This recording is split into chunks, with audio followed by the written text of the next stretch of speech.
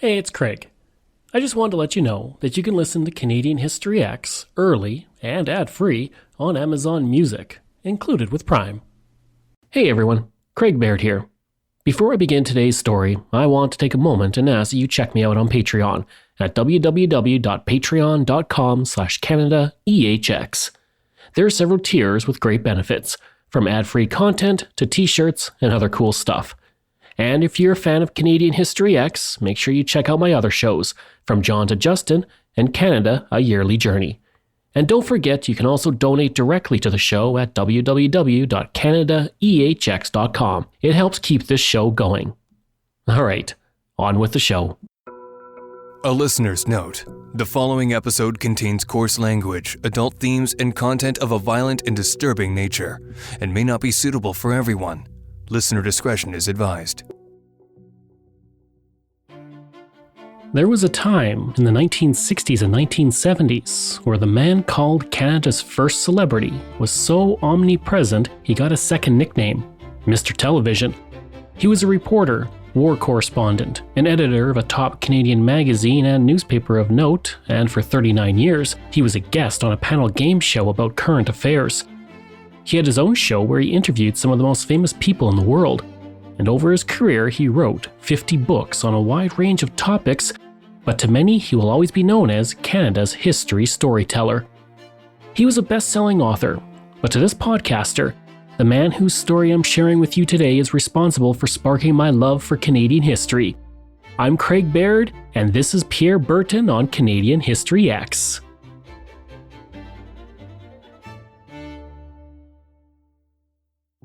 I've always loved history, and I did well in social studies, but I was taught about Confederation, the Cold War, the Northwest Resistance, and the War of 1812, but Canadian history was typically presented to me in a rather boring manner. Then one day I picked up a book by Pierre Berton. I think it was The Promised Land, a book about the settling of the Canadian West at the turn of the 20th century. Suddenly my eyes were opened to a whole new world. It was a history told through a story like a novel, not always focusing on the prominent people who made history, but the ordinary people who lived it. I was hooked. Pierre Berton's story begins in 1898 when Frank Berton, his father, arrived in Dawson City as the Klondike Gold Rush was at its height. Pierre described him as eternally curious and someone suited to be a university professor. He'd been offered a position at Queen's University, but by the time he heard he was hired, he was already on his way to the Klondike. His plan was to stay for 2 years. Pierre said of his father, he was a jack of all trades and a master of most. Laurie's Beatrice Thompson arrived almost a decade later in 1907 to take a job as a school teacher. She was a gifted writer whose work was published in Family Herald and Weekly Star and Saturday Night, among other publications. And for a time, Frank taught French in the community, and Laura attended his classes. They soon fell in love and married in 1912. 8 years later, their first child, Pierre, was born on July 12, 1920. By then, Dawson City's heyday as the golden city of the Yukon had tarnished, and many Klondikers who were driven to the north by gold fever went back to their lives in warmer climates. Gone were the days of prospectors arriving by the hundreds each day. The population was a mere fraction of what it once was. Pierre's life began here, and for the first 8 years of his life, this is where his curious and inquisitive nature developed. He explored the empty buildings that had once housed people hoping to find their fortune. He walked through the wilderness on hikes with his parents and took journeys on the river in a large boat his father had bought and rebuilt.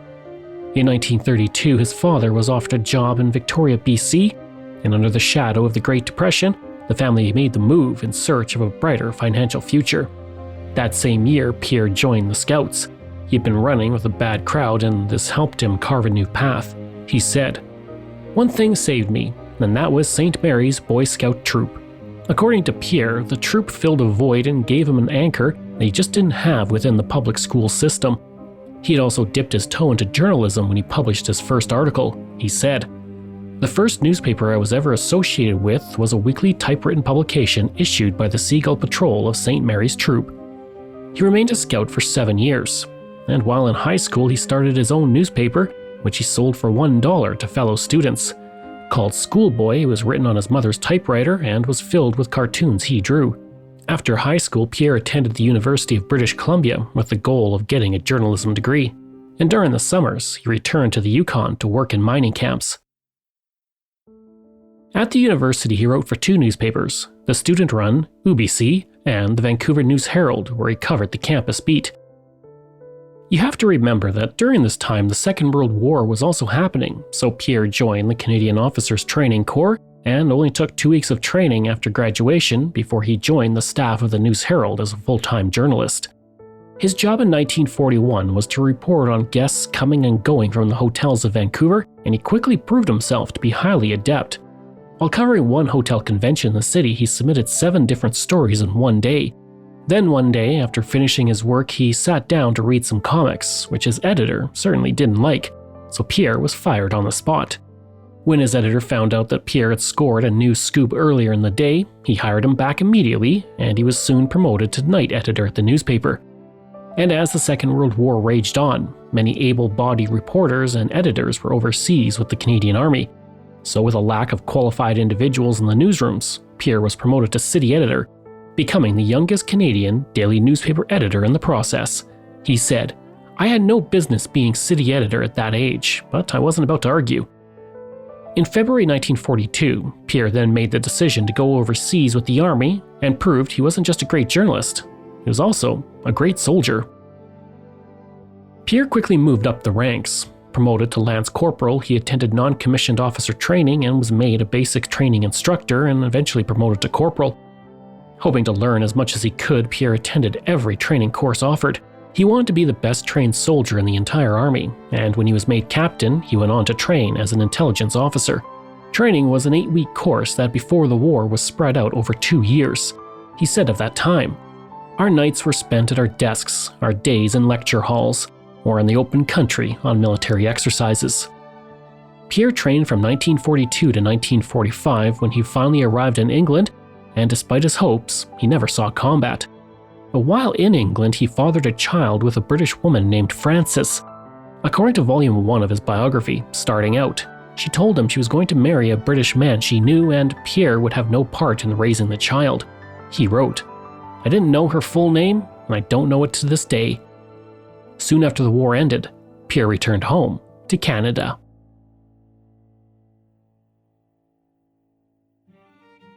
Pierre returned to Canada and his journalism career. In 1947, he married his wife Janet, with whom he had 8 children. And that same year, the newlywed left his wife to go on an expedition to the Nahanni River with pilot Russ Baker. Located in the Nahanni National Park Reserve in the Northwest Territories, the area is beautiful, yet it's said to be haunted and cursed. There are stories of mysterious disappearances, and a few gold prospectors have turned up dead with their heads missing. This has given the area the nickname of the Headless Valley. It's in the territory of the Dene people, but there are stories of another indigenous nation that once lived there before they suddenly disappeared. It's theorized that they moved south and eventually became the Navajo. Legends also speak of creatures of white that lurk in the caves located in the valley. Pierre wrote as he left on his trip, "I'm off on the first leg of the adventure assignment of the year, an airborne dash to the South Nahanni's legendary Headless Valley." Pierre headed into this journey, and they didn't come out scot-free. Russ and Pierre were snowed in for 4 days, dealing with temperatures so cold that the keys on his typewriter froze. Upon his return, the account of the trip was published in the Vancouver Sun and picked up by the International News Service, giving Pierre his first taste of fame on a wider scale. Later that year, he moved to Toronto and began to work for Maclean's. Founded in 1905, the Canadian News magazine reports on Canadian issues such as politics, pop culture, and current events. But before I continue, a quick warning. The next part of the story uses racist language, but I'm sharing it with historical purposes. One of his first columns was printed in the magazine, and it was titled, "They're Only Japs." Published on February 1st, 1948, the article was the first account of what Japanese Canadians went through during the forced internment during the war. Pierre interviewed Maurice Suzuki, a school teacher whose career was ruined by the internment camp. He was also very critical of then Prime Minister William Lyon Mackenzie King's government, citing greed as a major deciding factor in the creation of the camps. His friend and colleague June Callwood said, "Berton would have 10 ideas and 2 of them would be brilliant, but that didn't bother Pierre. he would have another 10 the next morning. In 1950, Pierre was anxious to see action in the Korean War. He'd regretted missing out on the action during the Second World War. To get things moving, he wrote 2 profiles in late 1950 about Brigadier John Meredith Rockingham and Colonel Jacques Dextras. Both profiles were highly flattering of the men, so the Canadian Army believed that Pierre would have a pro-war stance if sent to Korea, and they would be surprised by what Pierre went on to write. In February 1951, Pierre was sent overseas as a war correspondent for Maclean's. Almost as soon as he arrived, he was critical of the war and wrote of the suffering of the South Koreans, calling Seoul the saddest city in the world. He reported that Canadian soldiers were frustrated by the hilly terrain and how they felt like pawns. He wrote, "Can you win a war in this tragic year of 1951 as you win a prize fight by brute force and in the 15th round?" The harshest criticism was levied at the American Army, stating that the white middle-class officers were callous towards their own soldiers, especially if they were black or Hispanic. And due to this criticism of the Army, his work was heavily censored several times by the Canadian government, and he complained that his work was turning into lies and half-truths. And for the rest of his life, he felt that Canada's involvement in Korea had been a mistake. At the end of 1951, he returned to Canada and was made the managing editor of Maclean's. Soon after, he got his first taste of television. On September 9, 1952, he appeared on a news program, the name of which is lost to history. He said the experience was equal to a drowning man in a sea of lights and cables. He admitted later that he did not see its potential or that he would ever have a role to play in Canadian television history, and he would be wrong. In 1953, he published his first book, The Royal Family, which covered the history of the British monarch from Victoria to Elizabeth II. It sold well, but was far from the sensation his later books would become. In 1956, he published The Mysterious North: Encounters with the Canadian Frontier. This book covered his travel columns for Maclean's from 1947 to 1954. Once again, it sold well and solidified his role as one of Canada's top intellectuals. The book also earned him his first Governor General's Award for nonfiction. The next year, 1957, was a landmark year for him and his growing celebrity. First, he joined Close Up, a current affairs program on CBC which is mostly forgotten today. Then he joined a new show called Front Page Challenge. This Canadian panel game show about current affairs and history became a landmark show. Airing weekly from 1957 to 1995, it featured noble journalists attempting to guess a recent or old news story linked to a hidden guest. Contestants would ask the guest questions until they solved it. It featured nearly every Canadian Prime Minister from the 1950s to the 1980s, as well as notable people including Ed Sullivan, Boris Karloff, Maurice Richard, and Malcolm X. Pierre often did well in the show except when the guest was a sports star. He failed to identify Gordie Howe, Mr. Hockey himself, on 5 different appearances on the show, although he did guess the identity of this man. That leaves the Montreal Canadiens. You play for them? Yes. You were a player and not in the managerial side, is that correct? Yes. And have you played within the last 2 years? Yes. Are you French Canadian? Yes. You're Rocket Richard, perchance? In case you need help, that's Quebec's most famous hockey player and the inspiration for the book The Hockey Sweater, Maurice the Rocket Richard. Meanwhile, Pierre was becoming a staple of Canadian TV screens, and with that he added a little something to his wardrobe that became a trademark: the bow tie. For the rest of his life, on every television or public appearance, he wore a bow tie. He said, "What was good enough for Franklin Roosevelt, Winston Churchill, and Harry Truman was good enough for me." And by the end of his life, he had over 200 bow ties to choose from. 1957 proved to be a busy one for Pierre. Not only did he premiere on Front Page Challenge, he also narrated the National Film Board documentary City of Gold. This short film depicted the Klondike Gold Rush at its peak, when would-be prospectors struggled through harsh conditions to reach the fabled gold fields over 3,000 kilometers north of civilization. Using a collection of animated still photographs, the film juxtaposed the Dawson City at the height of the gold rush with its bustling taverns and dance halls with the more tranquil Dawson City of the present. Documentarian Ken Burns has cited this documentary as inspiration for his own films and style. City of Gold was also nominated for an Academy Award for Best Short Subject Documentary. It's available to watch for free on the National Film Board website and app, and I'll add a link to my show notes. The documentary also inspired Parks Canada to get involved in preserving Dawson City, and Pierre suddenly found himself to be a rising star, but this was just the beginning.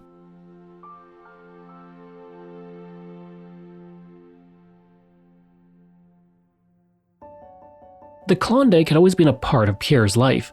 It's where his parents met, where he was born, and where he spent part of his childhood. And in 1958, he decided to tell its story and wrote Klondike, the Last Great Gold Rush. He spent his evenings and weekends working on the book, and he became obsessed with the history of it and putting it on paper. And it paid off. Klondike became a big seller and established the style of historical writing Pierre would become known for. The style appealed to readers raised on boring books written by dry academics. The book had a transformative effect on his writing and taught him he could write narrative history which was more like a novel than an essay. The White Horse Daily Star said of the book, "This thrilling story is at once first-rate history and first-rate entertainment." The book also earned Pierre his second Governor General's Award for nonfiction. The same year he published one of his most famous books, Pierre joined the staff of the Toronto Star as a columnist, where he wrote whatever came to his mind.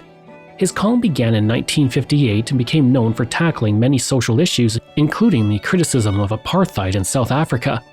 In 1960, he wrote one of his most famous columns, which exposed anti-Semitism in Ontario's resort industry. To do so, he conducted an experiment. He sent letters to 106 resorts under the name of Saul Cohen, requesting a room for 2 weeks. The next day, he sent letters to those same 106 resorts under the name of D.M. Douglas. Although letters from Saul Cohen arrived earlier at the resorts, the replies typically stated the resort was fully booked and were somewhat rude. That is, if the resort even replied.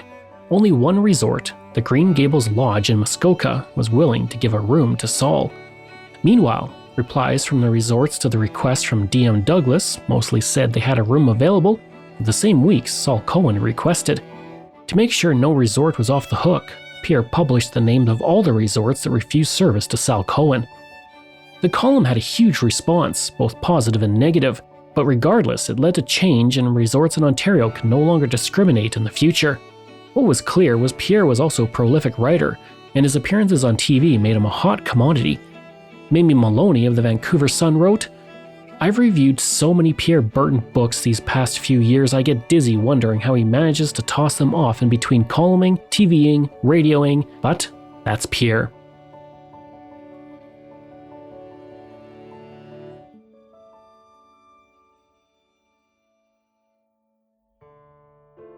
In 1961, his family became the inspiration for his most beloved book, The Secret World of Og. The children's novel told the story of Penny, Pamela, Peter, Patsy, and Paul, all named after his own children. And if you're noticing a pattern in those names, well, you're not mistaken.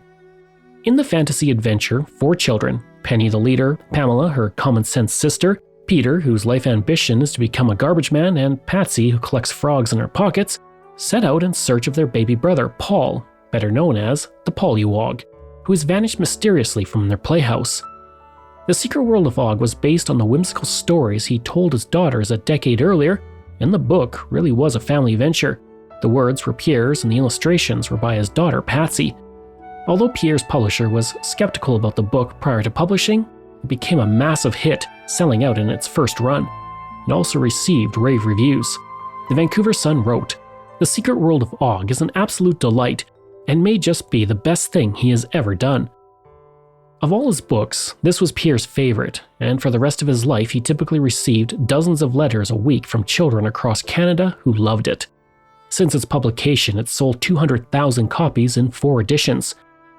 And if you thought Pierre was about to rest on the laurels of his success, well, let me dissuade you of that notion. He was just 42 years old and he had already achieved so much, but in 1962 he launched the Pierre Berton Hour. It was a talk show where he interviewed famous individuals while also tackling controversial subjects. Pierre seemed unstoppable. Or was he? In May 1963, Pierre wrote a column in Maclean's magazine called "Let's Stop Hoaxing Kids About Sex." where he argued that premarital sex was a fact of life and that he would not object to his daughter being sexually active before marriage. He wrote that he hoped she would have the good sense to have sex in a bed and not in the back of a dirty automobile. This was very much against the notion of the time, which placed premarital sex as a sin or taboo, so the blowback of this column was immense. Outrage and boycotts were called for by many readers of Maclean's, and the publication was inundated with angry letters. Pierre wrote, "I was called more nasty names than anyone else in Canada." Maclean's responded by firing him. He was fired by the publisher, not the editor, and Maclean's worried over lost ad sales rather than the response from readers. He said, "The arguments I had were not with the editorial side, they were with the business side." His show was also suffering in the ratings and was panned by critics who called Pierre wooden on screen. In the first season, the show broadcast 195 hours of TV with 406 different guests. Pierre stated in his autobiography that critics hated the show and the network refused to renew it. But Pierre was not about to let any of that keep him down. He rebranded it as The Pierre Berton Show, switched to a half-hour format, and worked on improving his on-screen performance. He also looked for new guests that could boost the ratings, and the new show was sold to 6 TV stations. In 1963, he did an episode about the Front de Libération de Québec, a militant Quebec separatist group that aimed to establish an independent Quebec through violent means, including bombings and the future October crisis. The FLQ episode featured an interview with a little-known law professor named Pierre Trudeau. This interview introduced Trudeau to English Canada, and Pierre became an ardent supporter. In 1968, he signed a petition urging Trudeau to run for the Liberal leadership. He said, "Trudeau's the guy who really excites me. Trudeau represents a new look at politics in this country. He is the swinging young man I think the country needs." It was a bit ironic of Pierre Berton calling Pierre Trudeau a young man when he was just a year older. Meanwhile, in 1964, Pierre interviewed homosexuals about their lives. The network airing the show, CBC, never re-aired the episode because of complaints from viewers, but this episode cemented Pierre as a man ahead of his time on many social issues, and he was not afraid to speak his mind.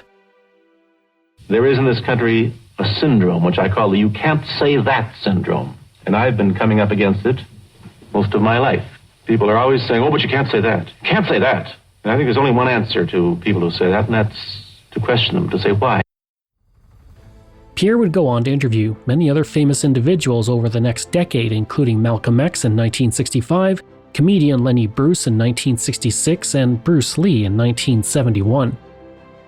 The blowback at Maclean's, the controversy at CBC, that didn't stop Pierre from pushing for social reform. In 1965, he wrote The Comfortable Pew, which was critical of the Anglican Church. In the book, he stated that church leaders need to accept birth control, premarital sex, and homosexuality. It was an immediate sensation. The Anglican Church bought 7,000 copies to give out to its ministers so they could read it and preach against it, which many did. It was estimated that 600 articles were written about the book in its first months of publication. The Regina Leader Post alone did 8 different reviews of the book, which greatly raised its profile, but also made Pierre enemy number 1 for many who read it. Pierre said, "I was called all sorts of names: devil, saint, heretic, prophet." By the mid-1960s, though, it seemed as though Pierre Berton was everywhere.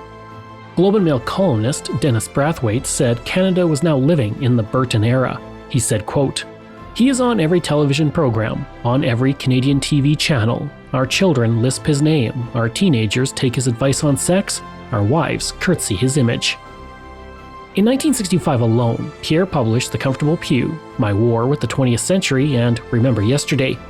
The next year, he published a cookbook called Pierre and Janet Berton's Canadian Food Guide, and along with another book, The Cool, Crazy, Committed World of the 60s. Between 1953 and 1966, he published an astounding 15 books. In 1967, the Canadian Authors Association named him Man of the Century. Now, rather than the 20th century, the association was likely referring to Canada's first century of 1867 to 1967. And with his success in Canada, offers began to pour in from the United States, but Pierre had no plans to ever leave the country he loved.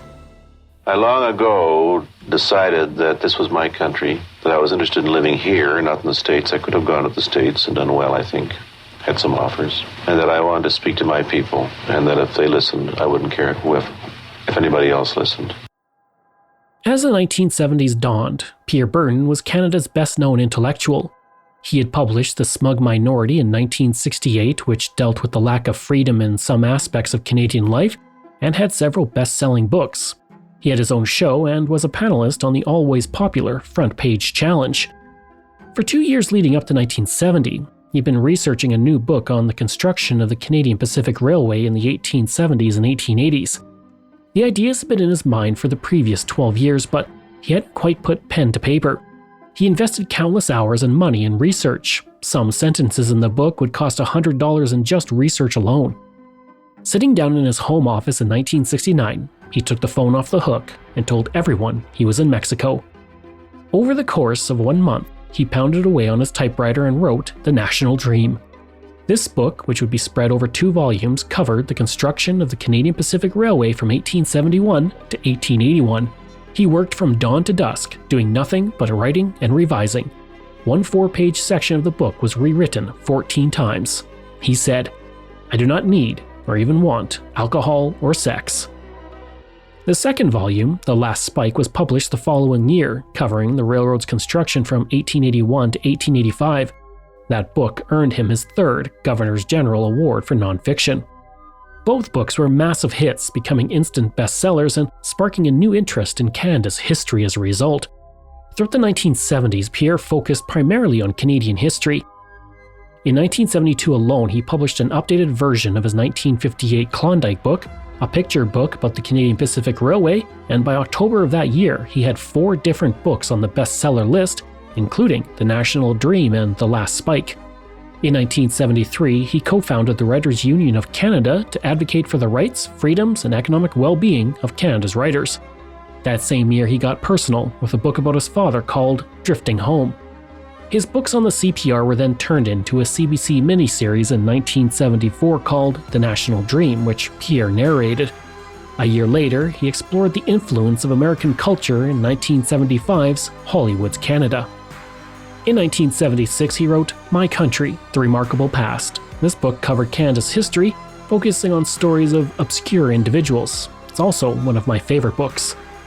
In 1977, he wrote The Dion Years, about the Dion quintuplets, and in 1978 published The Wild Frontier, which told more stories from Canada's past. Throughout 1979, Pierre worked on his next great book, which became a 2-volume set about the War of 1812. It was The Invasion of Canada, covering 1812 to 1813, which was published in 1980.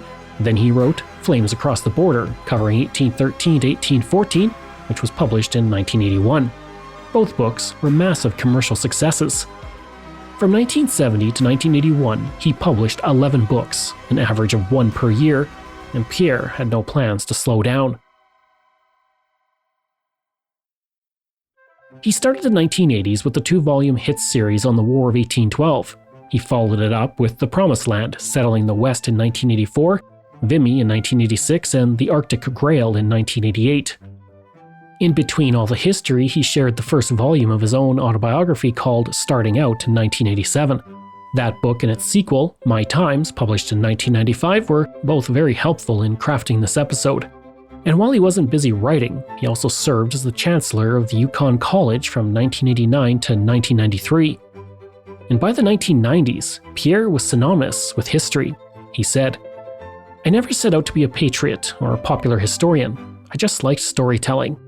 After publishing The Great Depression in 1990, he followed it up with Niagara, A History of the Falls in 1992, which he'd been wanting to write for 3 decades. He said, quote, "I've had it on my mind for 30 years and it was on my list to do. But for the first time, the book sold poorly and marked a decline in Pierre's career, but not by much." In 1994, he was presented with a new award created by Canada's National Historic Society. This annual award became known as the Governor-General's History Award for Popular Media, the Pierre Berton Award. It is the highest award for a historian in Canada, and the recipient has flown to Ottawa to receive it from the Governor-General of Canada. As a personal side note, I was nominated for this award this year, but unfortunately, I didn't win. Pierre Berton continued to write throughout the 1990s, publishing 12 books over the decade. However, 5 of those books were picture books and 3 were anthologies based on columns he had written. He was in his 70s now, and he was, finally, slowing down. In 1998, he was inducted into Canada's Walk of Fame in Toronto. And the life of Pierre Berton nearly came to an end in 1999, when he had a series of strokes and nearly died from congestive heart failure. But death wasn't going to take him yet, and Pierre Berton still had a few more books to write. As the new century dawned, Pierre published Marching as to War, Canada's Turbulent Years in 2001, Cats I Have Known and Loved in 2002, and The Joy of Writing in 2003. He followed those with Prisoners of the North, which profiled 5 people whose lives were intertwined with the Arctic in 2004. Even in his 80s, he was writing 2,000 words per day. And during that year, a CBC poll for the greatest Canadian listed Pierre as the 31st greatest Canadian.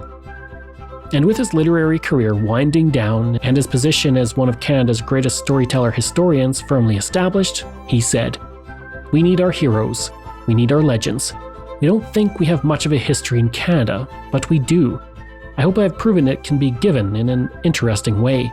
In October 2004, he appeared on the Rick Mercer Report, where he gave celebrity tips on the best way to roll a joint using books as a surface. First of all, you need a good rolling surface. May I suggest either The National Dream or my latest book, Prisoners of the North. Avoiding novelty or colored paper, I prefer white paper to add to your mix. And being in Ontario, we always use hydroponic. Many did not realize that for the previous 4 decades, Pierre had actually enjoyed cannabis recreationally, and as he reached his 84th year, he openly criticized Canada's laws regarding marijuana. He said of his appearance, "I've reached the stage in life where I don't give a damn what people say or what people think." He added there were worse things in life than smoking a joint. And as for the book he rolled his joints on in that segment, Prisoners of the North, it proved to be his last. Throughout 2004, he dealt with ill health and had trouble walking. He told his longtime agent and friend Elsa Franklin, "When I feel better, I'll get the typewriter and I'll write some poetry." Throughout his life, Pierre had a cavalier attitude towards his own death. In the 1990s, he said, "I could go tomorrow. I don't care. I've had a good life." On November 30th, 2004, shortly after the publication of Prisoners of the North, Pierre Berton died of congestive heart failure. We begin tonight with some sudden and sad news. CBC has just learned that Pierre Berton has died. The 84-year-old author died today of heart failure. Then Prime Minister Paul Martin said of Pierre, "His passing silences a great Canadian voice, but his work will live on to enrich the lives of Canadians for generations to come." Rick Mercer said, "He chronicled the history of Canada, and he made history exciting." In his final message to Canadians, Pierre wrote, "I am so proud of the fact that my books of Canadian history have given the reading public some idea of where we have come from as Canadians." There was no funeral. He did not want one. Nonetheless, a celebration of his life was held a few days after his death. Over 500 people, including former Prime Minister John Turner, Rick Mercer, Margaret Atwood, and June Callwood, attended. His friend, Governor General Adrian Clarkson, said, "He gave us our story. He gave us our narrative." Prior to his death, his childhood home in Dawson City was turned into a writer's retreat in 1996. Each year, it provided funds and a 2-month stay for writers to work on their manuscript in peace. Over 100 writers have used it so far and published dozens of manuscripts that they have written in the home. It has become one of his greatest legacies. Comedian Mike Myers summed up Pierre Berton's impact in his own book on Canada, stating, "Pierre Berton was the Ken Burns of his time. Pierre Berton is a hero to me. He taught us that we do have stories to tell." I couldn't agree more. But there's one more story about the fascinating man that was Pierre Berton. In 1978, Pierre Berton appeared on 90 Minutes Live, a show hosted by his friend Peter Zowski. Zowski was well known to Canadians as a radio personality on CBC, but his TV show was not doing well in the ratings. To help, Pierre came on the show to demonstrate a food processor. And while talking about the efficiency of the food processor, he opened the processor and stuck in his hand to stop the blade that wasn't quite done spinning. Yeah, now it's going to work. Now it's going to work. Watch this. You have to be very fast on this thing. No, you see, that's what you shouldn't do. That's a good. Is there a doctor in the house? There are 2 doctors backstage. Not the brightest move from Canada's intellectual as the blade cut his finger down to the bone. Now, rather than panic, Pierre simply pulled his hand out and hid it behind his back and continued talking. Peter looked and saw drops of blood the size of quarters falling on the floor, and he quickly went to commercials. Luckily for Pierre, the next guest was a doctor who stopped the bleeding, and Pierre was rushed to the ER for stitches. Pierre wrote of the incident. The affair even made the pages of the National Lampoon, which I believe, thoughtfully, presents me as a typical Canadian bungler. I hope you enjoyed that episode and our look at Pierre Berton. Information from Penguin Random House, Canadian Encyclopedia, Canada's Walk of Fame, The Tyee, Wikipedia, Vancouver Sun, Whitehorse Daily Star, Ottawa Citizen, Toronto Star, National Post, Windsor Star, Citizen of the World, Living with History, and Starting Out. This show is researched, produced, and written by me, Craig Baird, with the help of Dila Velasquez. Audio production and design by Rosalind Kufor. If this is your first time listening and you like what you heard, please take a moment and give us a 5-star review to help other people find these amazing stories. And there are so many for you to sink your teeth into. If you enjoyed this podcast, then please check out my other podcasts, From John to Justin, Canada, A Yearly Journey, Pucks and Cups, and Canada's Great War. We love hearing from you, so if you have a show topic you want me to cover, email me at craig@canadaehx.com. or stop by my website and social media. I'll include all of those in my show notes. Until next time, I'm Craig Baird, and this is Canadian History X.